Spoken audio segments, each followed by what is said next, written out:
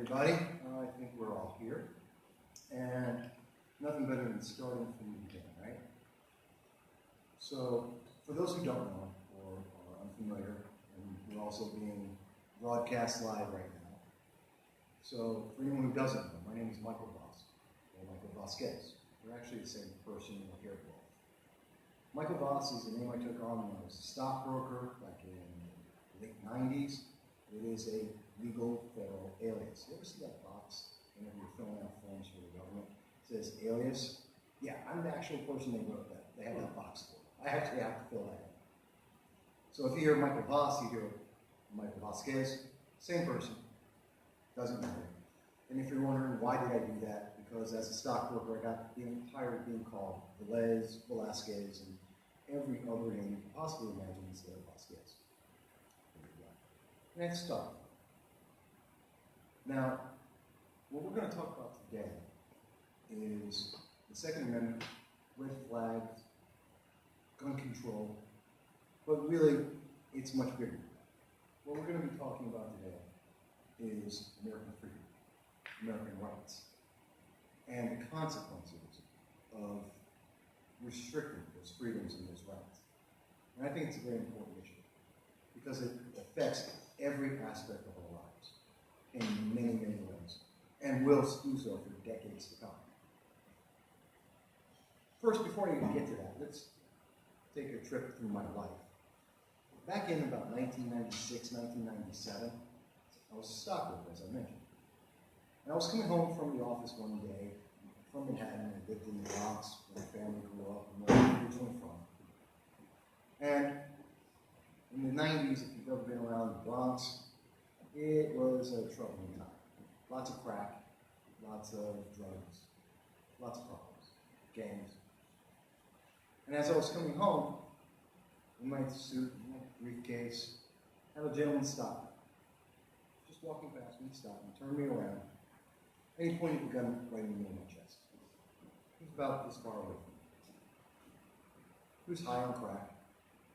And his answer was, I want you to understand that I could kill you. He had my attention. Luckily, he wanted to make a point. And he just wanted to make that conversation.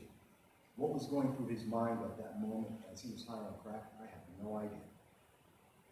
But we had a conversation. It lasted about 20 minutes.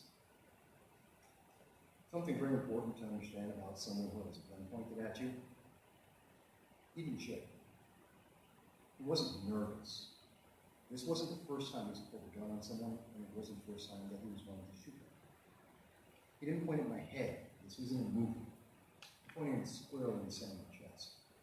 He understood. He was going to kill me if I did something. That's an important moment. I'll give you another moment. Here in Binghamton, I'm a homeowner, business owner. I've owned my house now for 11, 12 years. And about 3 years into owning the house, had some friends over. One was a pregnant woman. They were staying over at my house Saturday morning, 4 a.m.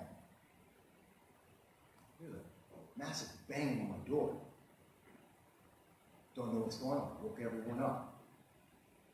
Well, the banging went to someone breaking down my door and entering my house.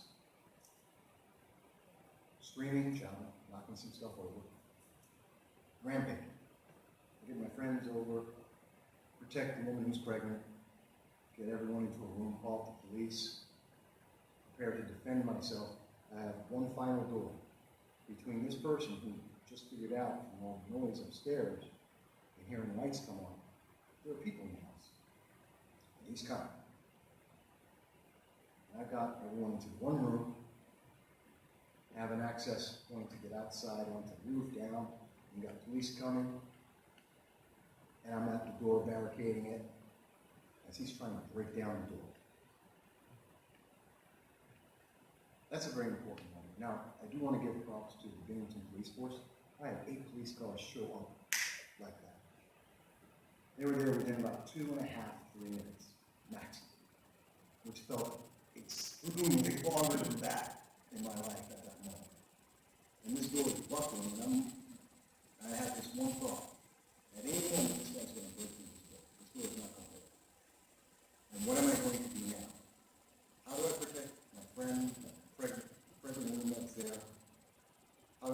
myself from this person who was obviously deranged. Well, I wound up, the police came, ran out the house, ran into my neighbor's house, broke into their house, and was sitting on their couch when the police came and got me. High on PCP. Many people today would tend to tell you that I was a victim of gun violence.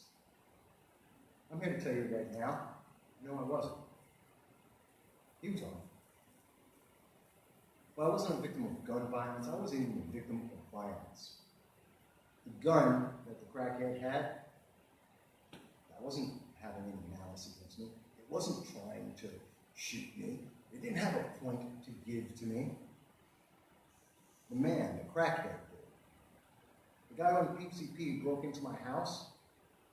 The weapon he had with him, the weapon didn't have any malice against me. It didn't care. He did, in his deranged mind. I was a victim of people with malintent, individuals that were looking to possibly kill me. When you hear someone say, you're a victim of gun violence, no. Throw that out. When you hear that on the news, throw that out. You are not. No one is. You're a victim of criminals and deranged people and people with malintent. That is a major difference in when we hear it. Because the weapon they're using, whether it's their hand, a brick, a gun, a knife, doesn't make a difference. It's the person that has that. I could stab you with a fork knife, a fork, a knife, a spoon. Are they incredibly deadly weapons that need to be banned from all human beings? No. They're utensils you use to eat. The difference is the person who's wielding that, instead of trying to eat their breakfast, they're trying to stab you or harm you. There's the difference. And we need to understand that as a society, because the problem isn't a gun or a firearm. It's not a knife or a brick. It's actually the person who's wielding that and the intent that person has at that moment. If we're going to talk about the Second Amendment, we're going to talk about rights, we're going to talk about anything, we have to understand that it is the person and their intent that is the first thing that we have to talk about. If we're going to talk about trying to resolve things and fix things, we have to talk about the person that is doing something wrong. We start and end the conversation there. Everything else is an accessory. It's ancillary. It's a distraction.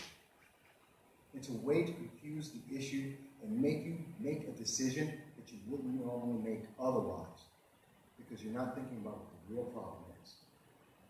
And you will never get a solution if you're not dealing with the root of the problem and you're only dealing with the cosmetic issues.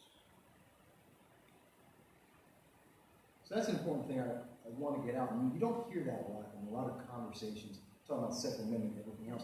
No one really looks at it that way, and we should. Because it starts in the beginning, it starts, the middle, the end, all of it is right there. But we also throw out some numbers here, so that we have a good scope and understanding. Because very often we hear, it sounds like, oh my God, the world's just going to hell in a handbasket. Guns are the worst thing that could possibly happen, and it's just destroying the nation. Let's really understand what we're talking about here. There are approximately 330 million people in the United States at this time. Approximately 157 to 160 million of those people own handguns. That is every other person. Half the nation, at least, owns firearms. In fact, based on the estimate, there's about 357 million guns, firearms in the United States. Every other person in America owns 3 firearms, on average. That means if you don't own a firearm, the person next to you probably does. Whether it's for their self-protection, for their home, their work, whatever it may be. Guess what? The guns aren't killing everyone. Because if they were, we'd already all be dead. There are more guns than there are people, and there are more than enough people to kill everyone without a gun. So let's throw out this premise that the gun is absolutely dangerous. Because it's not. It is inherently not. Again, it comes back to who is the person and what intent do they have.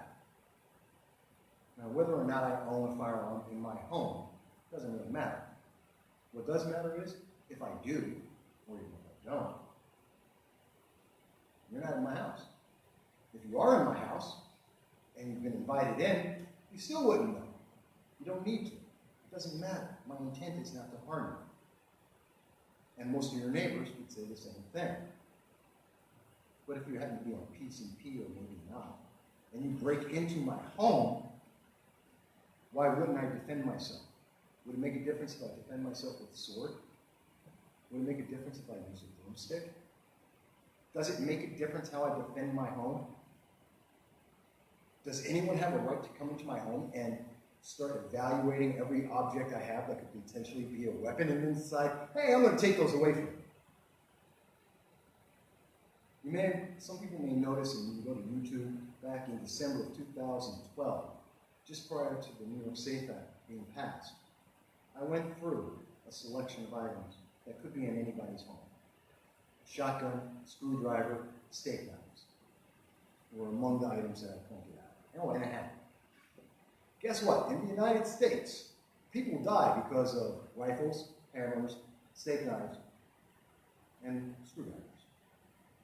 If you don't believe me, look up the FBI's Crime in the USA data, which I look at on a regular basis. Did you know that in Connecticut, 2016, you were 12 times more likely to be killed by someone with a knife than with a rifle? You know why? 0 people were killed in Connecticut in 2016 with a rifle. 0 people were killed in Connecticut in 2015 with a rifle. 0 people were killed in Connecticut with a rifle in 2014.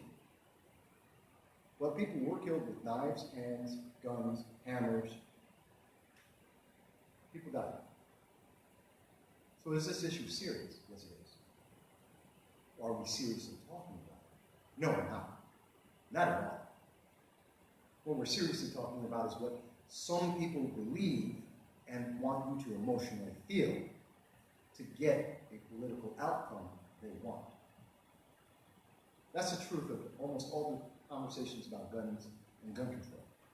And this is not a speech. I was going to write a speech, but I decided, you know what, let's have a discussion instead. Because I can give you the stats. I've been doing this for 12 years. I check the gun control, all the numbers on firearms, deaths, every year. I write at least 2, 3 articles. I do at least 1, 2 speeches every year on the updated numbers. And people fall asleep. Because the numbers are boring. But you know what? The discussion is. And that's why I want to discuss this with you.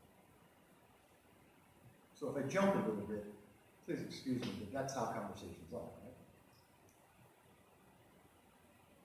When we look at what we're hearing about this, there's 3 things that we really need to look at when we talk about gun control. First thing is, who's doing it? How are they doing it? What can we do? Essentially, those are the 3 questions. And the first thing you always hear one thing every time. There's actually 2 conversations that happen every time there is an incident. And in particular, the incident that happened yesterday. And I am sorry and give my condolences to the family of the woman who died in Pacoa, California, because that was a horrible thing. Mind you, that wasn't a mass shooting. A mass shooting requires 4 people being injured. 3. So it's technically not a mass shooting. The problem is, depending on the media, it's a mass shooting, it's everything and anything that will get a headline and draw people's eyeballs to it. But my point is, what we're seeing in the conversation is always these 2 things. Oh my God, that incident happened. Let's take away every gun in the universe. Or the other side is, oh my God, something happened. I need to be more protected. I need a fire. Both of those arguments actually are valid. They're also both flawed. But one thing is very true. in the United States, we have an intrinsic, immutable right that is given by God to us to own property. That is a fact. It may be reinterpreted, it may be modified, it may be restricted, but we start with the first thing first. Why do we have that right? Because without that right, you have no other right whatsoever. Without the right to defend ourselves from any source that is a danger to us, we have no freedom. Ever. Let me put it in context. Many people may be aware. I lived in Moscow back in '91. And if you remember what was happening back then, there was a coup. It was a very scary time. There were a lot of people arguing against the government. I was down at the Russian White House, Kuduzovsky Street, with hundreds of other Russians and some other expatriates standing out, and we were against the coup attempt that was happening. The government decided to bring in tanks rolling down the street against us. And I remember the thing that was said at that moment. If you're not serious, get out of here. The tanks are on their way. Can you imagine for a moment? I'm a former Marine. I've been around tanks, I've been around guns all my life while I was in the service. Can you imagine what it feels like to see a full-on Russian tank rolling down the street, 3 others behind it, coming straight to you? A weapon that takes out buildings. It's meant to take out other tanks. That is meant to mow down people who are fully armored. And you're just standing there like this. You know what's one of the biggest differences in that moment than any moment in America? We can arm ourselves. The government can't just have a coup, wake up in the morning on the radio, we have a new government, and then roll tanks down the middle of the street. Because in America, we can go and get our arms. We can defend ourselves. One of the biggest problems that Yamamoto mentioned before Japan attacked America in World War II, we should never attack the American mainland, because there will be a rifle behind every blade of grass. One of the biggest reasons why America has remained America for over 200 years is every nation in the world is absolutely terrified by the fact that we defend ourselves from the government and from everyone else. And you can't just walk in and take us over, though many nations would like to. These are important things to understand when we're talking about the Second Amendment and its restrictions. Because without this understanding, all it is the government said you can have something. And if the government tells you you can have it, they can tell you they can take it away. That difference is important. Because the government can't take something that is intrinsically and inherently mine unless I give them the right to do so. And we have done that 22,000 times. A lot of people don't realize this. There are 22,000, actually over 22,000 gun control laws in America, and have been for most of the existence of America. We also have great laws. Murder is illegal. So when you understand that, something should come across everyone's mind. We have 22,000 ways of saying, don't use a firearm to hurt someone. And if you kill them, you will be punished by law. Why do we need more laws? It's an important question, and it never gets asked. Is the 22,001 law that gets passed, that's going to suddenly stop people from misusing a tool? I don't think the criminals are thinking that. I don't think the deranged think that. There's no reason to believe that we're going to be any safer with 22,001 laws than we were at 19,999 laws. The fact that we have murder and we now define it as murder with a weapon doesn't change the fact that it's still murder. What it does mean is that we have to really evaluate what are we looking to do and what are the consequences of what we're doing. The 1934 National Firearms Act, over 60 years ago, or 80 years ago, was passed. And it said, we don't have a right to have a machine gun. We don't have a right to a sawed-off shotgun. We don't have a right to make a bomb. And the nation agreed on that. It was passed by Congress, and I have yet to hear anyone ever say, yes, the average person should be able to go out and make a bomb.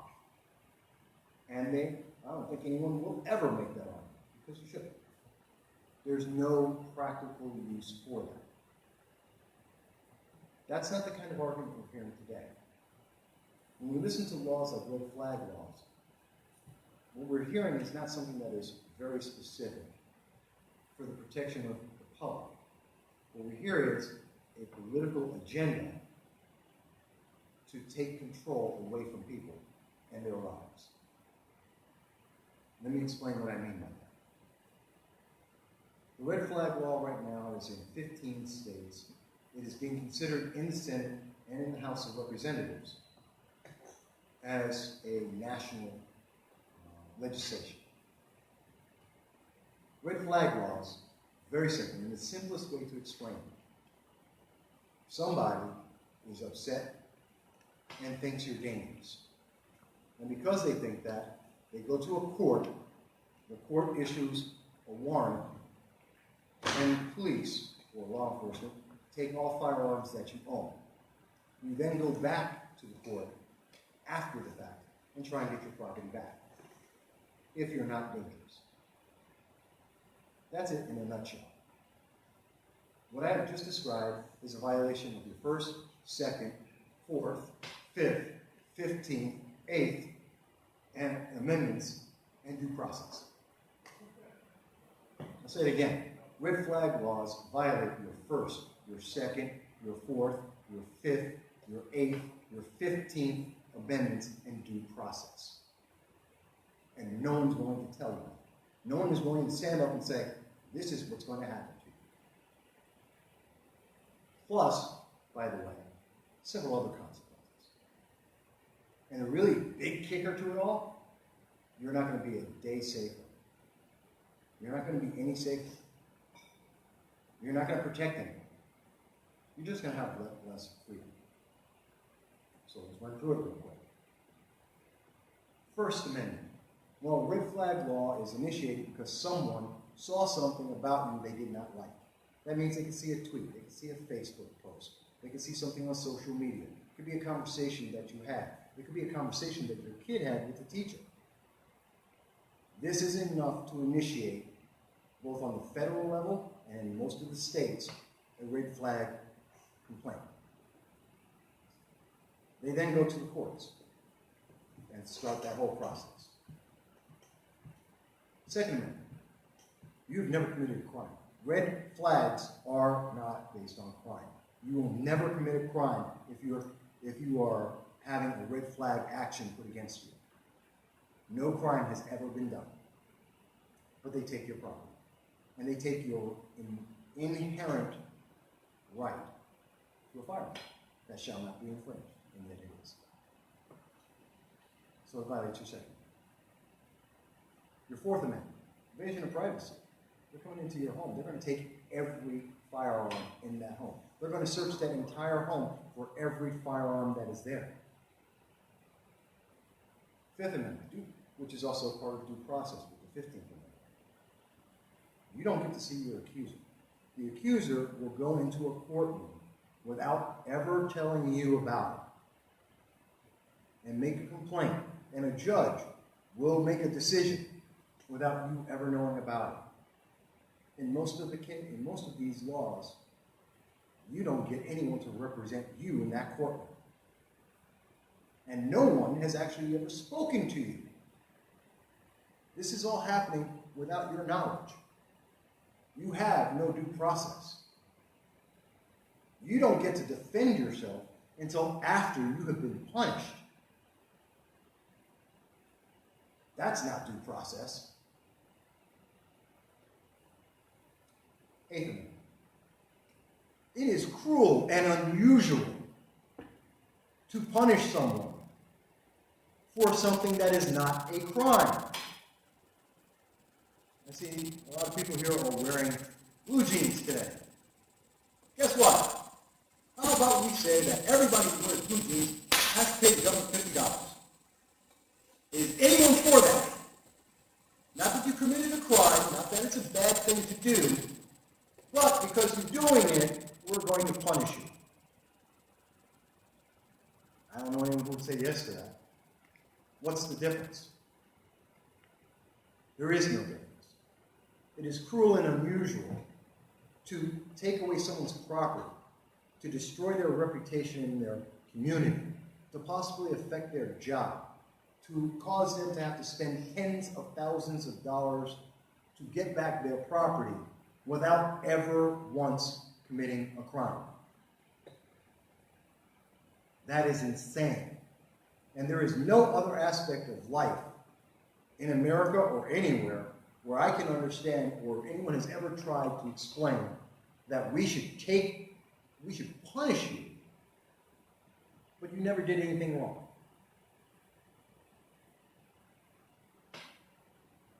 That's just a quick summary of this. But there's another consequence that's built into the red flag law. A lot of people don't realize this because, again, it's never spoken about.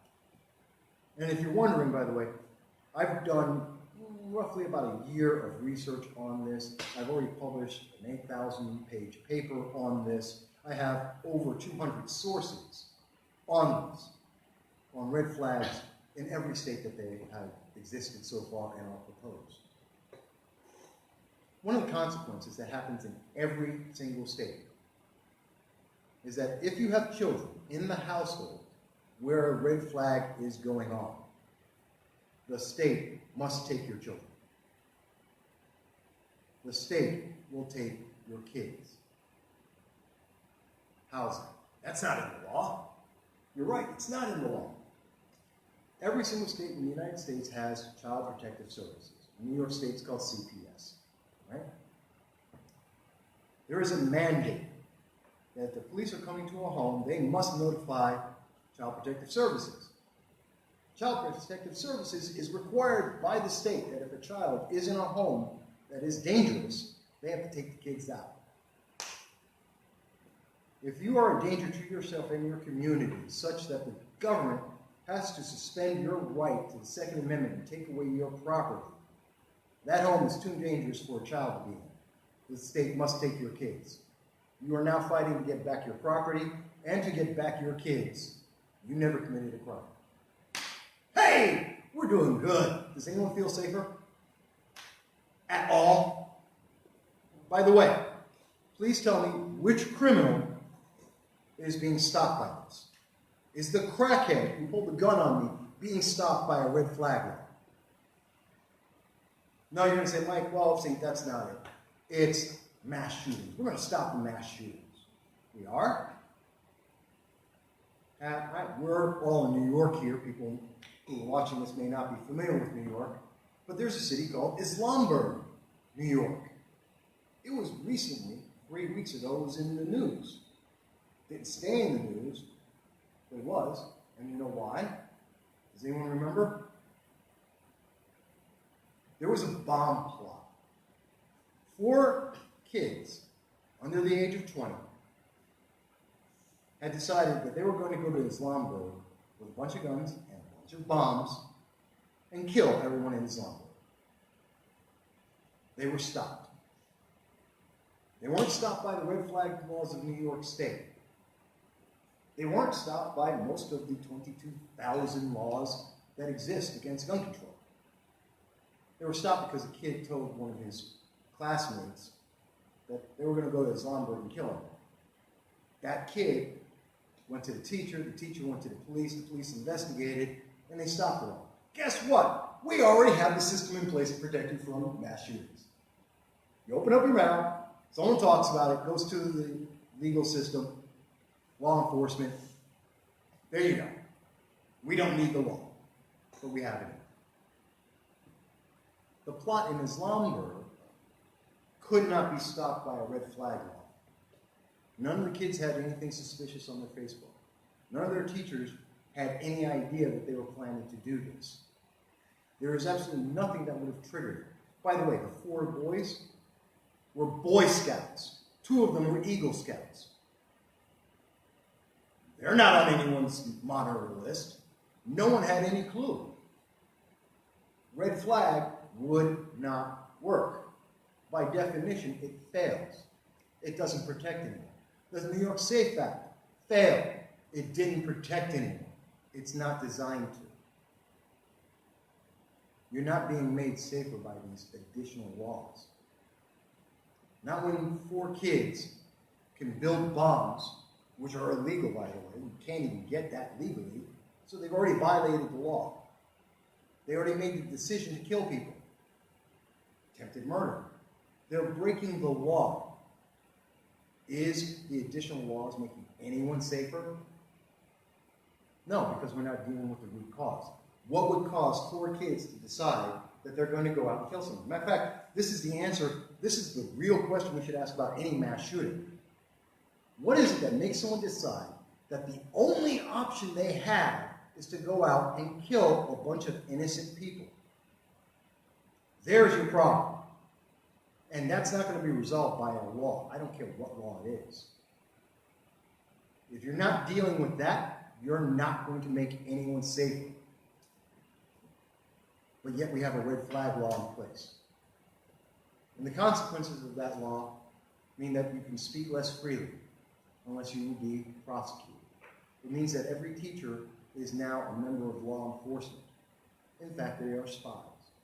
And they must notify the courts of every single incident they could possibly even hint at being something that could be leading to a problem in the family and a red flag. Otherwise, they are legally liable, as well as the school district. There is no judge that's going to deny a red flag legislation for fear of making that one time that they are wrong and a mass shooting happens. They will be legally liable, they will lose their position, and judges love their position, and they will be ostracized within the community. Police will follow the law because that's what they do. They enforce the law, even when the laws are bad. Well, most of them. And so they're doing their job, and maybe they're protecting people. I mean, that's what they're hoping that they're doing. Families will be separated. Do you know in Connecticut, Indiana, when I spoke to their Child Protective Services, actually I spoke to several people in the government of Connecticut and Indiana with FOIA requests. Nobody has any idea how many kids have been taken because of the red flag laws. Thousands of people have been affected by this, hundreds per year, but no one has any idea. Because they don't keep that record. That record isn't available for the public. So we don't even know what the cost is. We don't know if people can get their kids back in the places that have had red flag laws longer than anyone else ever. This is a secret that has been kept from you.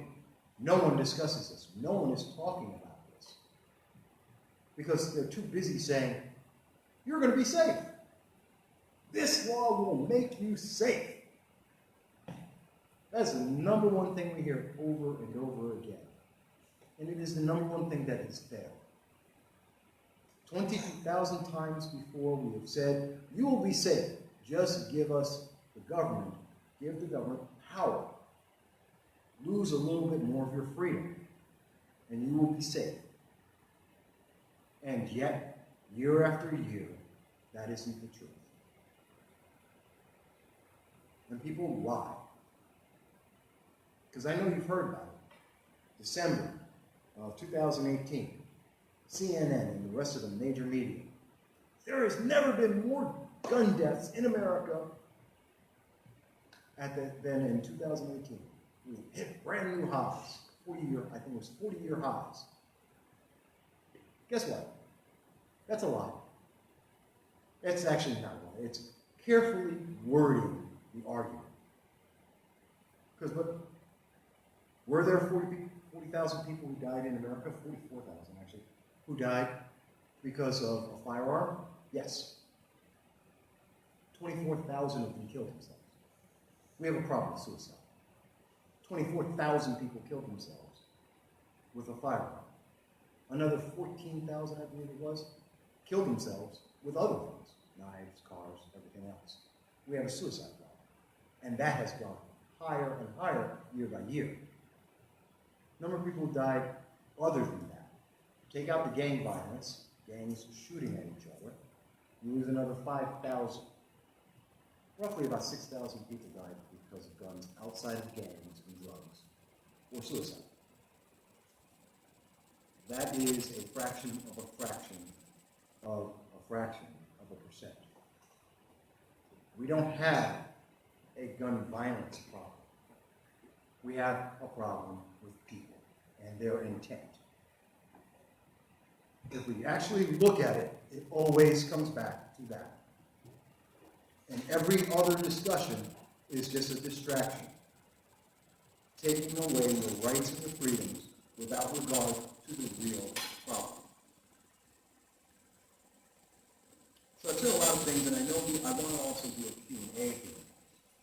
But I want to give a very clear understanding of what we're talking about when we talk about red flags, when we talk about gun control, when we're talking about, or we're hearing from our politicians trying to tell us that they're going to do something for us without thinking about what is the consequence of what they're doing. What is the effectiveness of what they are doing? Just because they say they're here to do something great doesn't mean they are. And it is our responsibility to protect our rights from the government. That's why the Second Amendment exists. It has an inherent understanding that government, left to itself, will become corrupt. Government, when left to itself, will send tanks down the street to beat people into submission. And the thing that stops that from happening is from us standing up for ourselves, for our inherent, immutable rights, and saying, no, you can't do that. One final thing before I start the Q&A here. I know a lot of people are listening to this and they go, well, Mike, then you think everyone should have a gun? No, I don't. I don't think everyone should have a nuclear bomb. I don't think everyone should have a weapon of mass destruction. I don't even think that everyone should have a firearm. And my reason for that is some things are dangerous. Some things we can agree to. I don't think someone on PCP should have a gun. No. I don't believe that people who have mind-altering drugs such that they cannot conceive of reality should have access to a firearm. That's inherently dangerous. I do believe in saying, hey, this person is massively depressed. They are crying out for help. Maybe we should do something to try and limit their access to that firearm and harm themselves or others. I do believe we need to make sure that we change the thought process in kids who are the main sources of these mass shootings from the only option I have is to kill hundreds, dozens of innocent people. Do I think a firearm is dangerous? No. Someone may have a firearm right now. Someone may have a knife right now. You can have a spear for all I know. And I don't care. Because the intent isn't to try and harm me. If it was, more than enough people have pens, you have cell phones, you have car keys. If you want to hurt me, you can. Whether or not it's a firearm doesn't really matter. So I don't care. I do care when the intent to harm is there, and that's what we need to address. We don't need gun control. We need to address the problem that causes gun control. It is a symptom. And the more we focus on the symptom, the worse the problem gets. But let me start taking some questions, because I'm sure I've raised a few questions with what I've said so far.